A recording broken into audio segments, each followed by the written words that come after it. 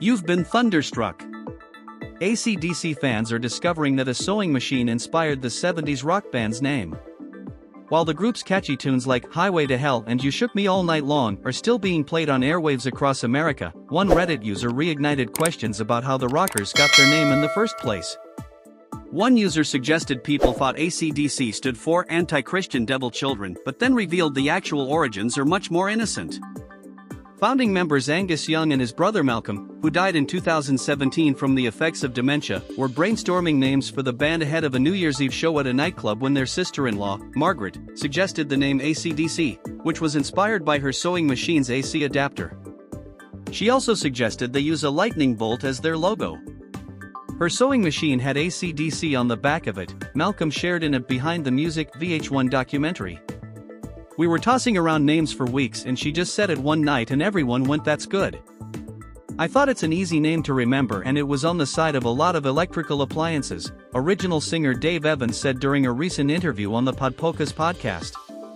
An AC adapter converts alternating current, AC, from a wall outlet into direct current, DC, that can be used by electronic devices. Angus and Malcolm agreed that the name would match their electric performances and the band unanimously agreed to call their group AC/DC.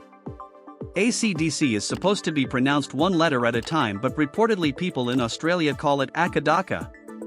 Even the branding of AC/DC aligned with the theme of their first studio album High Voltage, with the 1976 record having songs like The Jack, Live Wire and TNT. In 1979, the Highway to Hell album song, with the same name, landed at number 1 on Billboard's mainstream charts and has received over 1.8 billion streams on Spotify.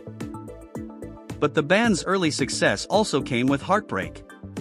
Lead singer Bon Scott died of alcohol poisoning before the recording of their 1980 album Back in Black, which featured You Shook Me All Night Long. It became one of the best-selling albums of all time. In over 50 years, the band has received 10 Grammy Award nominations and 1 win. The Rockers are gearing up for their 2025 World Tour starting this spring in Minneapolis.